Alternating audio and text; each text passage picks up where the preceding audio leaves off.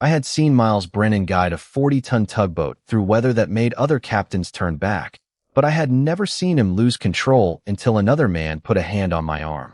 It happened late on a Thursday afternoon at the Marine Service dock on Portland Harbor, just after I finished checking the navigation and communication systems aboard Miles's tug. I was packing my diagnostic equipment when Theo Pope, a Marine surveyor I had crossed paths with a few times, stopped beside my workbench. "Evan Calloway," he said, smiling. "Every time I see you, you're fixing something. Do you ever actually stop working?" "Occasionally. Mostly by accident." Theo laughed. He was easy to talk to, and when he asked whether I had planned Saturday, I understood where the conversation was going. "Depends who's asking. Someone hoping you'll let him buy you coffee." I smiled. "Then Saturday might be open." Theo pulled out his phone, and as we exchanged numbers, he briefly touched my arm. That was when I noticed Miles coming down the gangway. Miles was 29, 3 years older than me, and normally carried the calm confidence of someone accustomed to making decisions with crew members depending on him. That afternoon, though, his expression tightened the second he looked at Theo's hand. "Evan." His voice was sharper than usual. "Before you leave, I need you to check the radio console again." I glanced toward the tug. "What happened?" "Intermittent fault." Theo looked between us, apparently recognizing that whatever had just entered the conversation had nothing to do with him. "I'll let you work," he said. Then he looked at me. "Call me." "I will." After Theo walked toward the parking lot, I picked up my equipment and followed Miles aboard. A year of working around Miles's tug had turned us from two guys whose jobs overlapped into best friends, which was exactly why I knew this was not normal.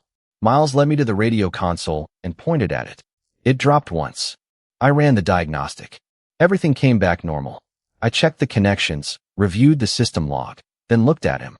"This is the same intermittent issue I already documented. It can wait until tomorrow." I wanted to be sure. "No, you didn't." His eyes moved toward the window. Outside, Theo was already gone. I set my equipment case down. "You pulled me away from him for a problem you knew wasn't urgent." Miles folded his arms. "You're making this bigger than it is." "Then make it small. Tell me why you did it." For several seconds, neither of us spoke. The harbor moved normally beyond the glass, gulls circling above the piers while engines hummed somewhere farther down the waterfront. Miles had faced equipment failures, rough weather, and impossible docking windows without losing that steady look of his. Now he seemed uncomfortable standing 6 feet from his best friend. "What was that, Miles?" I asked. "Nothing." He answered quickly, but he still wouldn't look me in the eye, and that was when I knew whatever had just happened wasn't nothing at all. The next evening, Miles and I sat across from each other at the waterfront diner we had been visiting after work for months, but for once the silence between us did not feel comfortable. I gave him enough time to bring up what had happened at the dock. He did not. Finally, I set down my coffee. "Are we really going to pretend yesterday was normal?" Miles looked at me. "I already told you what happened." "You told me nothing happened." "Theo has a reputation." That caught me off guard. "What kind of reputation?" Miles leaned back. "He dates around. I have heard people talk." "People who?" His hesitation answered before he did. "Guys around the harbor." I studied him. "Miles, you have probably spoken to Theo 3 times. That does not mean I cannot hear things. And hearing that a single guy dates around explains why you warned me about him. It does not explain why you looked angry when he touched me." Miles went quiet. "That is the part one I'm asking about." He looked down at his coffee. "I do not know." "Then why tell me this was only about looking out for me?" "Because that was the explanation that made sense." He looked toward the window. "I should not have interfered." The admission took some of the heat out of me, but it did not solve the larger question. "Then we agree on that part," I said. "What I still do not understand is why Theo bothered you personally." Miles almost smiled, but it disappeared quickly. "I do not understand that part either." I knew Miles well enough to recognize the difference between stubbornness and uncertainty, and what I saw now was uncertainty. "Would you have done the same thing if Theo had been flirting with somebody else?" I asked. Miles opened his mouth, then stopped. That silence told me more than another argument would have. I sat back. "You are my best friend. That matters to me. But you do not get to decide who I date because you heard something vague about him." "I know." His answer came quietly. "You are right." I had expected resistance, and his apology left me with nowhere to direct my frustration. "So we are clear?" "We are clear." I nodded, took out my phone, and opened Theo's message from earlier that afternoon. He had suggested coffee Saturday at a small place near Commercial Street. I typed back before I could turn the decision into some kind of test of Miles. I was not accepting because I wanted a reaction. Theo seemed interesting, and I wanted to know him better. I am meeting him Saturday, I said. Miles held my gaze this time. Okay. There was no argument, no warning, and no attempt to interfere. We finished dinner talking about work, but the ease never fully returned. On Saturday, before I left to meet Theo, Miles sent me a short message saying he hoped I had a good time. I thought perhaps the awkwardness had finally passed. Then Sunday afternoon, after Miles finished an early harbor shift, I asked if he wanted to grab dinner the way we usually did. He said he was tired and wanted to head home. It was reasonable. His shift had started before sunrise, and I knew because he had mentioned the schedule earlier that week. Still, as I watched him walk toward the parking lot, I understood what bothered me. Miles was not lying about work. He was not trying to stop me from seeing Theo anymore. He was doing something he had never needed to do with me before. He was creating distance, and I was beginning to think he did not understand why any better than I did. Saturday with Theo was easy, which somehow made everything more complicated. We met at a coffee shop near Commercial Street just after noon, and within 10 minutes I understood why I had agreed to come. Theo was funny without trying too hard, curious without turning the conversation into an interview, and perfectly capable of talking about something other than boats and marine equipment. He told me about a survey job that had taken him along the Maine coast the previous summer, and I told him about the strangest electronics failures I had encountered since becoming a marine electronics technician. More than once, though, I caught myself thinking about what Miles would have said. When Theo complained about captains who ignored minor problems until they became expensive ones, I could practically hear Miles defending every captain in Portland Harbor. When Theo ordered another coffee, I remembered Miles already knew exactly how I took mine. None of that made Theo less interesting. It only made me aware of how deeply Miles had settled into the ordinary parts of my life. Before we left, Theo asked if I wanted to have dinner sometime. I would, I said, and I meant it. On Monday afternoon, I returned to the Marine Service dock after finishing a job on another vessel and realized I had left one of my diagnostic adapters in the workshop. Miles had just brought his tug back in and was walking down the gangway when he spotted me. For a moment, we both seemed to consider whether to keep the conversation safely professional. Miles was the one who abandoned that idea. How was Saturday, he asked. Good. I picked up the adapter from my workbench. Good enough that Theo asked me out again. Miles went still for half a second. It was subtle, but this time I was watching for it. Are you going? Probably. He nodded. Okay. I almost let him walk away. Then I remembered how distant he had seemed since the diner and how little his explanation had actually resolved. Miles. He turned back. If you do not like Theo, tell me why. We already talked about this.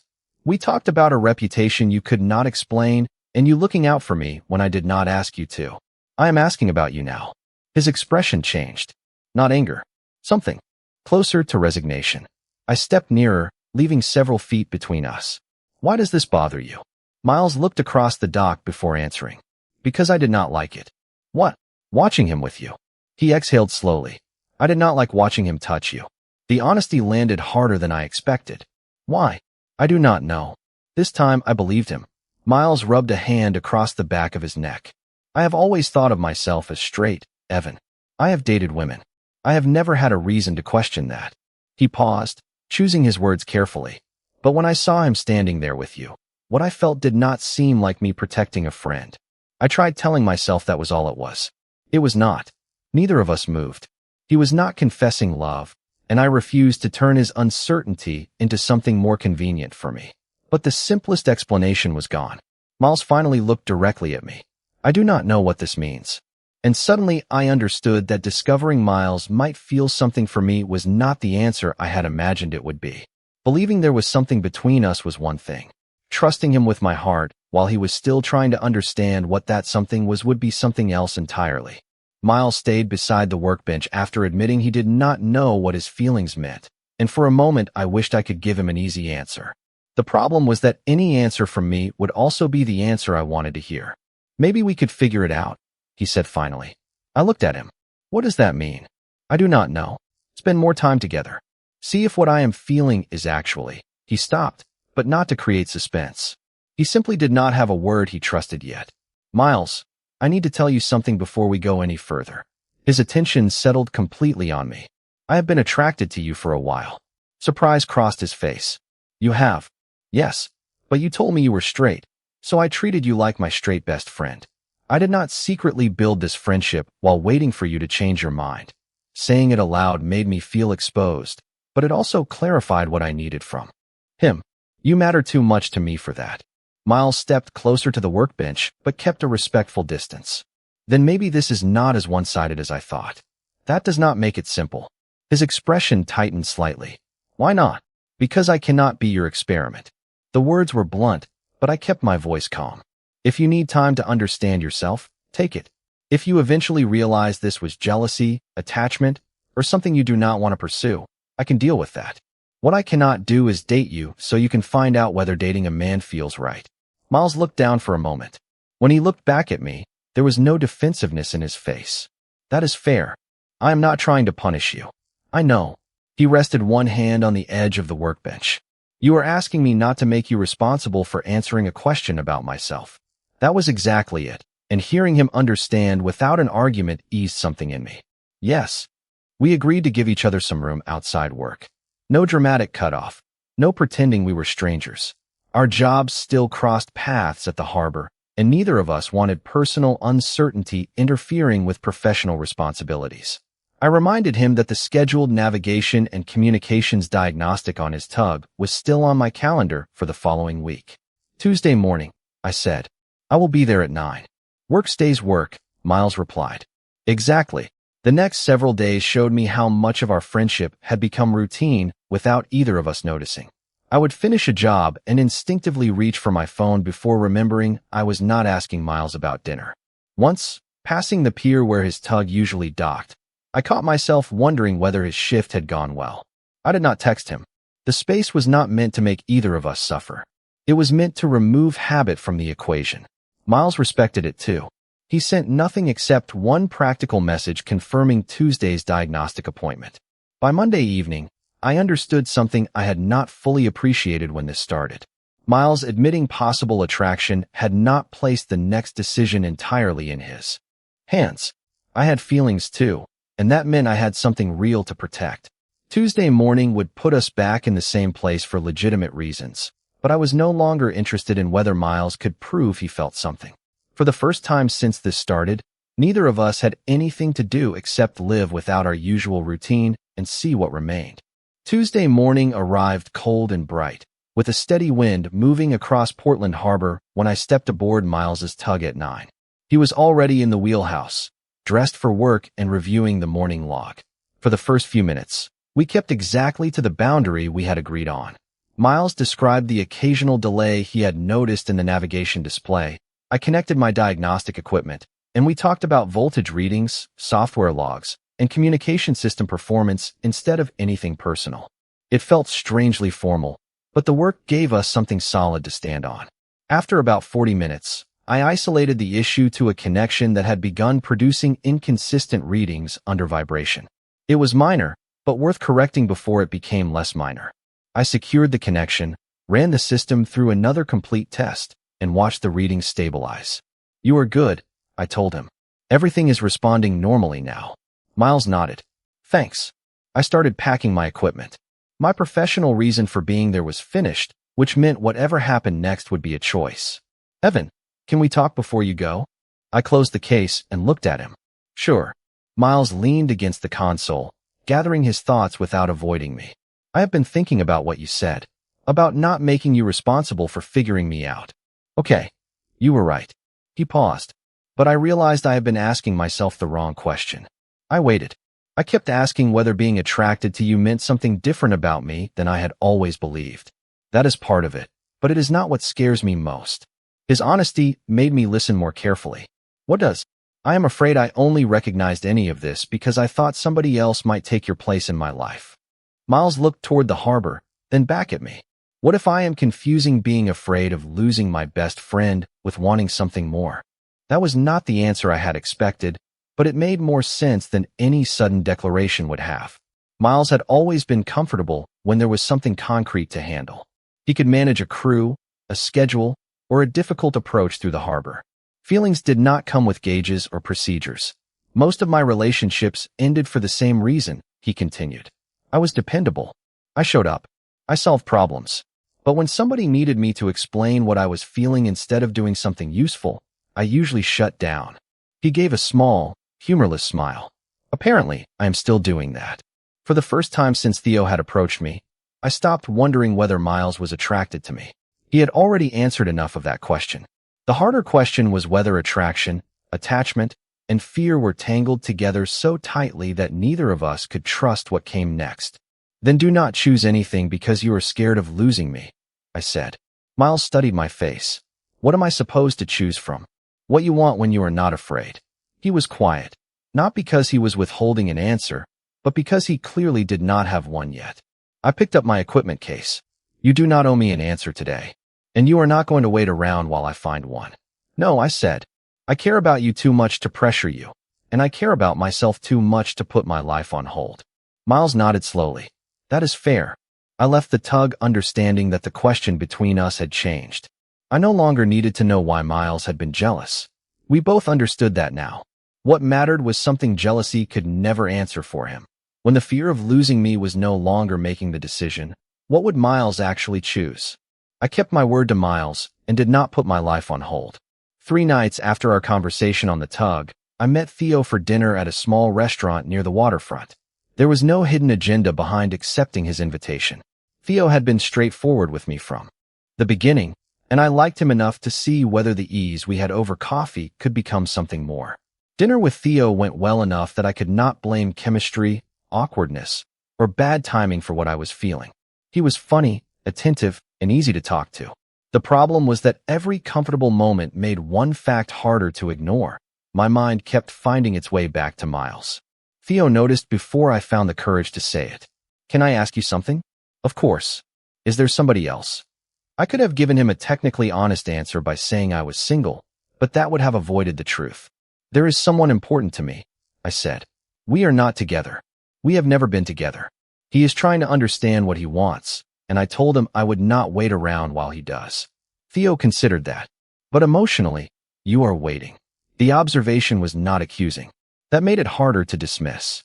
I thought I was keeping my options open. Maybe you are. But I do not think I want to audition against somebody who already matters that much. I smiled despite the discomfort. That is fair. Theo smiled back. For what it is worth, I like you.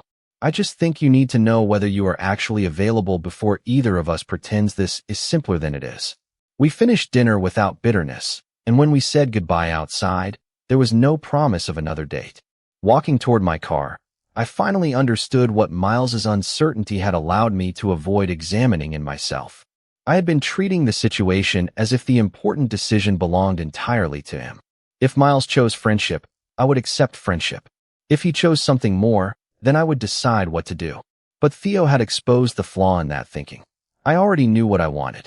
I wanted Miles, not because he had become unexpectedly possible, but because somewhere during the ordinary year behind us, my feelings for my best friend had become deeper than I had admitted. I did not call him. I did not text him that Theo was no longer in the picture. If Miles was going to choose me, I needed that choice to exist without a rival standing beside me. For the first time, I was not waiting for Miles to determine the future between us. I had made my own decision. Now whatever happened next depended on whether he could make his. 4 days passed before Miles came to find me, and by then I had stopped trying to predict what he would decide. I was finishing paperwork at the Marine Service dock late that afternoon when I saw him walking toward the workshop. His tug had already been secured farther down the waterfront, so there was no equipment problem waiting for me and no professional reason for him to be there. Do you have a minute? He asked. I do. Miles stopped beside the open workshop door. He looked calmer than he had during any of our conversations since this began. I have been thinking about what you said on the tug, about figuring out what I want when I am not afraid. I set the paperwork aside, and I kept trying to separate everything. Friendship, jealousy, attraction, fear. I thought if I analyzed each piece long enough, eventually I would get an answer that felt certain. He gave a small smile. That did not work. I am guessing there is more. There is. He looked directly at me. Theo did not create what I feel about you. He just forced me to notice it. I stayed quiet and let him continue. Before Theo ever showed up, you were already the person I called after a difficult shift. I already knew which days you would probably be working near my pier. I kept your coffee on the tug because I knew you would end up aboard sooner or later. When something good happened, you were usually the first person I wanted to tell. None of that started because another guy asked you out. His voice remained steady. I do not want you because somebody else wanted you. Somebody else wanting you made me realize I already did. For weeks, I had wanted clarity from Miles. Now that it was standing in front of me, I needed to be just as honest. Are you choosing this because you want me, or because you are afraid I might leave? Because I want you. There was no hesitation. I still do not have every label figured out. Maybe that takes time. But I know I am not standing here because I need you. To answer something about me, I am here because I want to be with you. I am asking for a relationship. I felt something inside me finally loosen. There is something you should know too. Miles waited. Theo and I are not seeing each other anymore. Surprise crossed his face. Because of me? Because he asked whether there was somebody else, and I realized there was. I did not tell you because I did not want you making this decision because you thought you had competition. Miles absorbed that, then nodded. So you already made your choice. Yes. And I stepped closer. I choose you. For a second, neither of us moved. There was no uncertainty left that needed another conversation and no interruption waiting to rescue either of us from the moment. Miles lifted a hand, then stopped before touching me. Can I kiss you? The question mattered more than he probably realized. Yes. He leaned in, and our first kiss was gentle, brief, and completely intentional. When we separated, Miles smiled in a way I had never seen before, less like someone who had discovered an answer and more like someone who had finally decided what to do with it. I smiled back. Nothing about the harbor had changed. The same boats moved beyond the pier. The same cold Maine air came through the workshop door, and tomorrow both of us would return to the same jobs we had before. But the question between us was finished. We were not experimenting, competing, or waiting anymore. We had chosen each other. Now we had to learn what being together actually meant. Dating my best friend turned out to be stranger than falling for him. Miles and I already knew the things most new couples spent months discovering. He knew I took my coffee with a little cream and no sugar. I knew he became unusually quiet when he was tired. He could tell from the way I dropped my equipment case onto a workbench whether a repair had gone badly, and I could usually tell from his first sentence after a shift whether the harbor had given him an easy day. Our first official dinner together almost felt like every dinner we had shared before, until Miles reached across the table and took my hand. I smiled. That is new. I thought dates were supposed to include something new. We might need a better strategy. He laughed, and the awkwardness disappeared. The harder adjustments came later, in smaller moments. One evening Miles canceled dinner because a schedule change meant he needed an early night before taking the tug out before sunrise. I told him it was fine, then spent the next hour answering his messages more briefly than usual. When Miles finally called, he did not accuse me of anything. He simply asked, "Are you upset with me, or are you scared?" Scared, I admitted. For about 5 seconds, I thought you might be pulling away. Because of what I said before? Because part of me still expects you to wake up one morning and decide this was a mistake. Miles sat quietly with that instead of dismissing it. I cannot promise I will understand everything about myself immediately, he said. But I can promise I will tell you if I am struggling instead of disappearing behind work.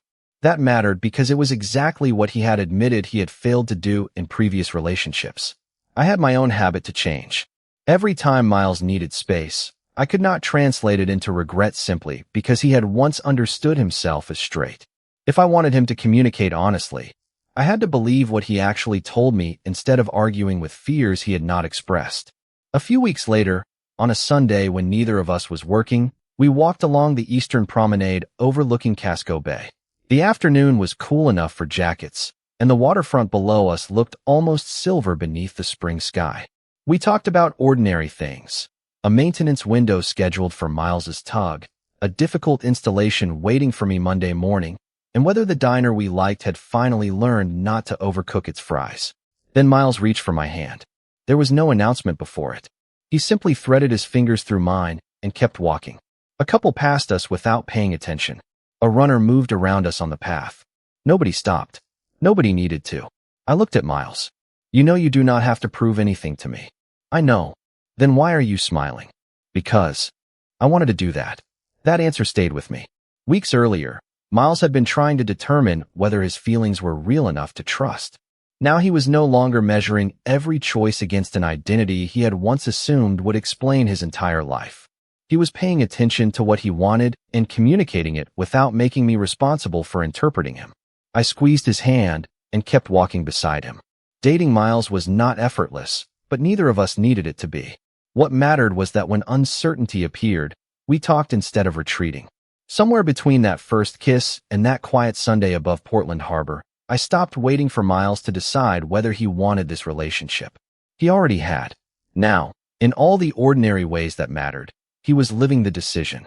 By early summer, Miles and I had stopped measuring our relationship by firsts. There was no first date left to anticipate, no first kiss to wonder about, no question hanging over whether we were actually together. We simply were. One Friday afternoon, I was finishing a communication system check at the Marine Service dock when a deck officer from another vessel stopped near my workbench.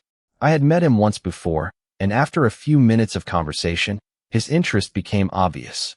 "If you ever get tired of spending Friday nights around boats," he said with a smile, "I know a place with better food and considerably less diesel fuel." I laughed. "I appreciate the offer, but I have a boyfriend." "Worth asking." He gave me an easy nod and headed back toward his vessel.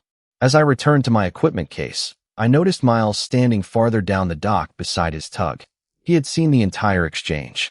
For a second, I remembered another afternoon in the same harbor, another man talking to me, and Miles suddenly discovering an urgent radio problem that had never been urgent at all. This time, Miles simply raised an eyebrow at me before continuing his conversation with one of his crew members.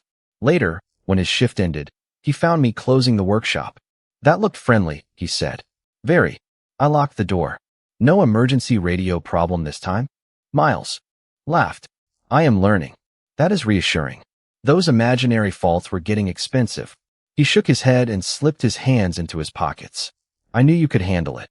The simplicity of that answer affected me more than jealousy ever had. Miles was not pretending he had stopped noticing when someone showed interest in me.